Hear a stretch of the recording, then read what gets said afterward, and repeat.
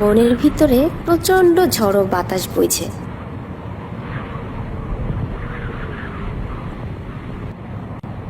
সে বনের ভিতরে একটি খরগোশ বাস করত। সে থাকতো একটি তাল গাছের পাশে গর্ত করে। সে এই ঝোড়ো বাতাসে খুব ভয় পাচ্ছিল। হঠাৎ করে তাল গাছ থেকে একটি তাল নিচে এসে সে খরগোশটির গর্তের উপরে পড়ল। সে ভাবল যে আকাশটা মনে হয় ভেঙে পড়ছে এবং তার ঘরটি ভেঙে যাবে।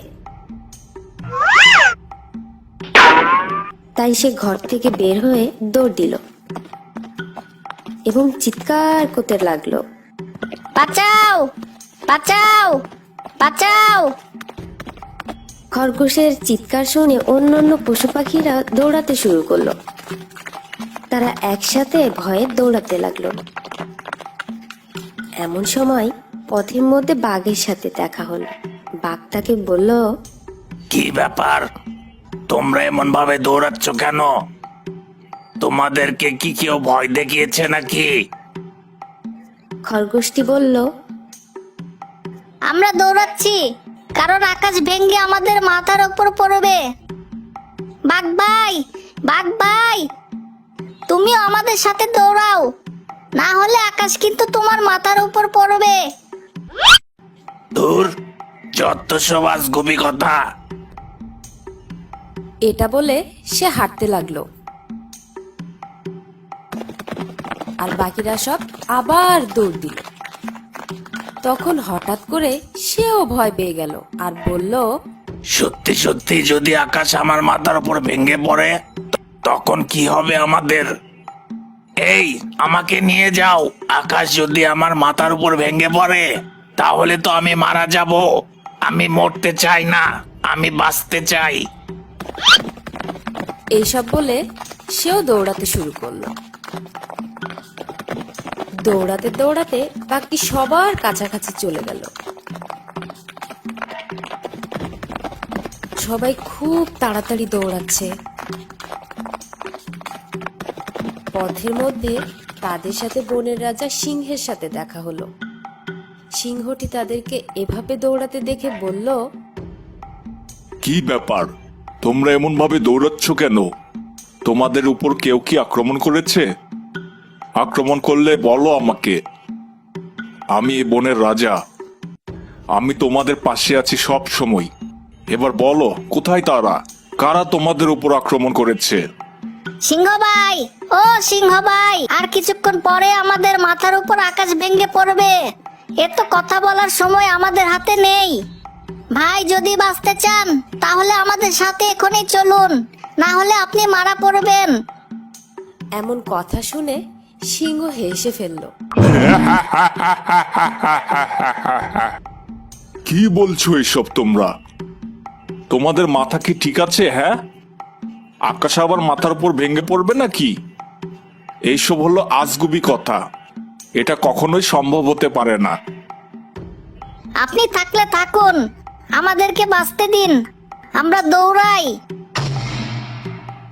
এই বলে খরগোশ আর বাকিরা সবাই আবার দৌড়াতে শুরু করলো। সিংহ হাসতে হাসতে বলল, কি সব পাগলামি ব্যাপার স্যাপার? আকাশ ভেঙে পড়বে এটাও কি সম্ভব নাকি? ধুর, আমি বরং সামনের দিকে যাই। ওইদিকে দৌড়াতে দৌড়াতে খরগোশ, বাঘ, বানর আর জিরাফ অনেক দূর চলে গিয়েছে। জঙ্গলের ভিতর থেকে একটি চালাক শিয়াল তাদেরকে দৌড়াতে দেখলো।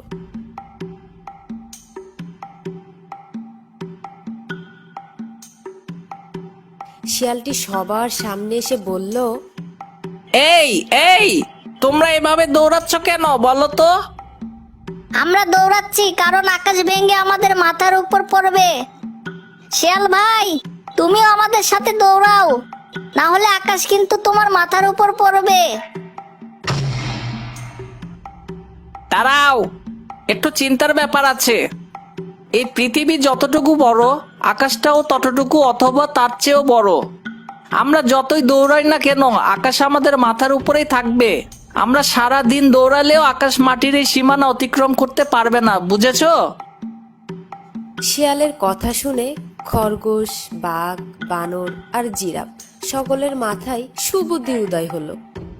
তখন শিয়াল খরগোশকে বলল, তোমার কি কারণে মনে হলো যে আকাশ তোমার মাথার উপর পড়বে? আমি যখন আমার বাসার মধ্যে ছিলাম তখন ধপ করে কি যেন পড়ে আমার ঘরটি প্রায় ভেঙে যাচ্ছিল আর আমার ঘরটি কাঁপছিল। তোমার ঘরটি কোথায়? আমাকে নিয়ে যাও তো। তখন সবাই একসাথে খরগোশের ঘরটি দেখার জন্য চলে গেল।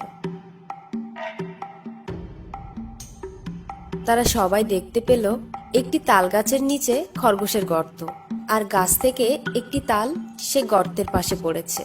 এটা দেখে চালাক শিয়ালটি বুঝেই ফেলেছিল যে আসলে সেখানে কি হয়েছিল। তারপর একটু ভেবে শিয়ালটি খরগোশটিকে বলল, আসলে হয়েছে কি, প্রচন্ড বাতাসে গাছ থেকে তাল পড়েছে তোমার গর্তের ঘরের উপরে, আর তাতেই তোমার মনে হয়েছে আকাশ ভেঙে পড়েছে, আর তাই তুমি না বুঝে শুনে দৌড়ানো শুরু করেছো। পাশ দিয়ে সিংহটি যাচ্ছিল এবং সে তাদেরকে একসাথে দেখতে পেল এবং তাদের দিকে এগিয়ে আসলো। সিংহটি বলল, কি ব্যাপার, তোমরা দাঁড়িয়ে আছো কেন? দৌড়াবে না? দৌড়াও। আসলে আমার ভুল হয়ে গেছে সিংহ ভাই, আমি না বুঝে শুনেই দৌড়াদৌড়ি শুরু করে দিয়েছিলাম। এই কথা শুনে সিংহটি হাসতে লাগলো। আমি তোমাদের আগেই বলেছিলাম যে এটা সম্ভব নয়, কারণ এই সুবিশাল আকাশ সৃষ্টিকর্তার সৃষ্টি, তিনি না চাইলে তা ধ্বংস হবে না। আমরা কিন্তু আজকে আরো একটি সুন্দর শিক্ষা পেলাম, আর তা হলো কোনো কিছু না জেনে বুঝে দৌড়াদৌড়ি শুরু করাটা ঠিক নয়। সবকিছু জেনে বুঝে সামনের পথে পা ফালানো উচিত। এতে যেমন তোমাদের মঙ্গল হবে, তেমনি বনের সবারই ভালো হবে। আর একটি কথা সবসময় মনে রাখবে, এই সিংহ তোমাদের পাশে সবসময় থাকবে। আগে ছিল, এখনো আছে, এবং যতদিন বেঁচে থাকবে এই সিংহ, ততদিন এই সিংহ তোমাদের পাশেই থাকবে, তোমাদেরকে আগলে রাখবে। তারপর খরগোশও সবাই বলে উঠল, সিংহ ভাইয়ের জয় হোক, সিংহ ভাইয়ের জয় হোক। তো বন্ধুরা, কেমন লাগলো গল্পটি? নিশ্চয়ই ভালো লেগেছে। যদি ভালো লাগে অবশ্যই সাবস্ক্রাইব করবেন আর ভিডিওটি শেয়ার করবেন।